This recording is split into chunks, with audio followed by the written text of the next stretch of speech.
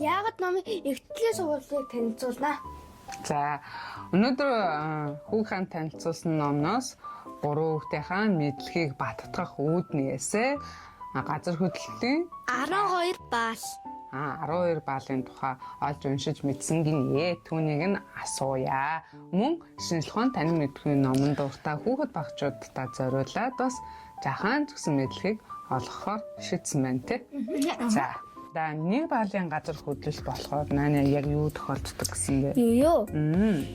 Цөөхөн хүн мэдэрдэг. За цөөхөн хүн ихэвчлэн хүмүүс мэдэрдэг юм шиг үлээ тий. За 1 баалын газар хөдлөлтийг яг бид нар газар хэмждэг төхөөрөмж багцаар мэдэх боломжтой тий. Багц нь ингээд тэмдэглээд яваад өгдөг. Багц нь тэмдэглээд явчихдаг юм биш тий тэмдэглээ. 2 баалын газар хөдлөлт болохоор яах юм бол? 2 баалын юу? Давхар байсан даа штэ. Дотор байгаа хүмүүс нь ингээд цөөхөн мэдэрдэг. Байшин байгаа хүмүүсийн цөөхөн ч мэдэрх юм байна тий.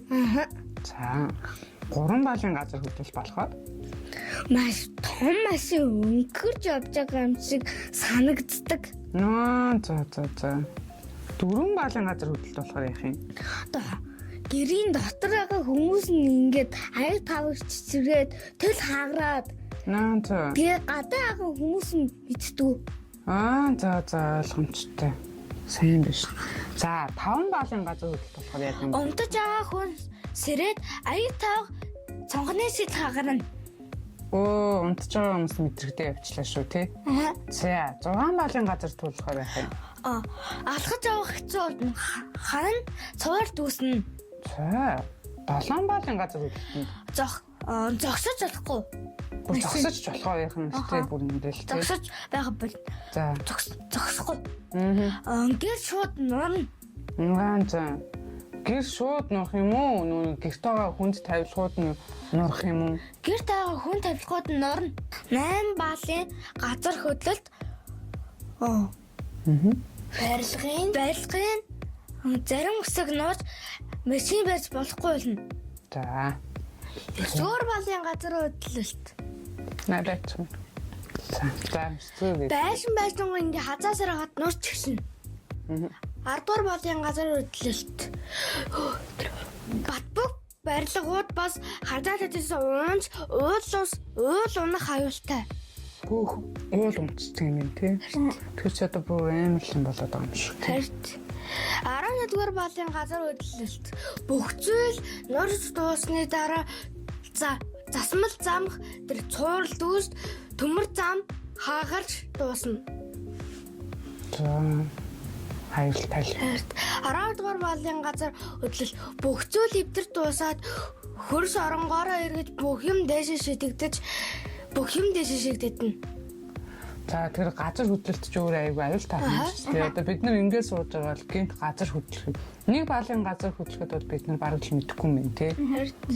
За ер нь нэг 5 баалын газар хөдлөлтөнд ингээд цонхны шил аяг таваг ингээ өлгцэн энэ юмнууд ингээ ганхаж хөдөлж хэлэх нэ тий.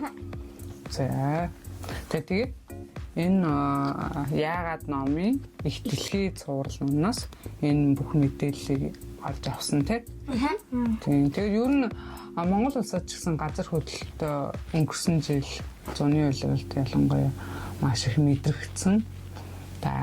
Энэ талаар тэгээд энэ бас судаад үзье гэж бодлоо. Та хэдий бас энэ газар хөдлөлтийн тухай мэдсэн чинь нэр Монгол улсад хэр их газар хөдлөлт болж байгаа юм бол тийм болов гэд бас судалж үзмээр санагдлаа. За ер нь газар хөдлөлт маань аль улсад илүү их байдаг үлээ? Аль улсад байдаг?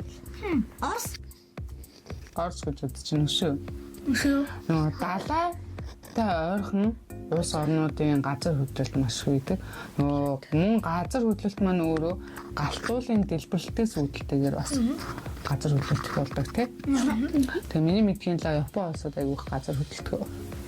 Тэгээд яг танд би бас үзүүлнэ Япон улсын газар хөдлөлтийн бүр ингээд аюултай ингээд ганхаал байж хаад эмнэлэгт байгаа тэр нэг жоохон төрчин яраа хүмүүсийг инженер зөвгөл тэгээд инженер гэдэг чинь нэрийн амар баатар хүмүүс байгаа даа. Тэр хүмүүсийн төлөө амин насаа үл хайрлаад газар хөдлөж байгаа ч гэсэн тэр няраануудыг аваад байж байгаа байхгүй. Тэгээд Япон бол хамгийн их газар хөдлөлтөд улс гэж би л бодож байна. Гэхдээ хэдүүлээ нэг харна. Нэгэнтээ газар хөдлөлтийн тухай хүүхдүүд маань номноосоо мэдээд авсан юм бол би бас интернетээс хайж үзэж байна л да. Ингэж штэ хүүхдүүдээ. Дэлхийд хамгийн их газар хөдлөлт болдог улс бол Япон улс юм байна. Жилдээ дунджаар 1.5-аас 2,000 удаа. Пүүх. 1.5-аас 2,000 удаа ихэнх нь сул гинэ. Сул мэдрэгддэг гэхээр 8-аа чинь их сул газар хөдлөлтийн талаар танилцуулсан шүү дээ, тий. За 5 ба түүнээс дээш баалын болохоор 100-аас 150 удаа болдог гинэ.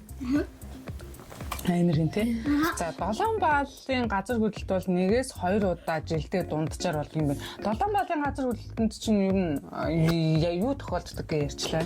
7 баалын газар 7 баалын газар зогсож болохгүй. Зогсож болохгүй. Тэгээ машин барьж байгаад баатар мэдрэгддэг гэсэн шүү дээ, тий. За тэгээ хүүхдүүдтэй маш их баярлалаа. Ээж нь хүүхдэл газар хөдлөлтийн талаар мэдлэгийг хэдүүлээ хамтдаа нийтээс болоод үзчихлээ шүү дээ, тий. Тэгэхээр яагаад ном маань биднэрт ямар их мэдлэг олгож байна вэ гэдг нь ойлгомжтой. Тэгээд шинжлэх ухаанч танин мэдхүүд дурладаг хүүхдүүд маань яагаад номоо сонирхон нэг үзээрэй. Хэдэн зуралтай илээ? 4 зуралтай штэ. За нэрлж чинь. Яагаад бас? Аюулгүй байдал. Үлэг гөрүүл. Яагаад их дэлхий гэсэн 4 цуврал ном байдаг. 4 цуврал номоо манай хүүхдүүд уншсаар байгаа. Мэдлэгээ нэмэгдүүлсээр л байгаа тий. За дараагийн дугаар бүртэл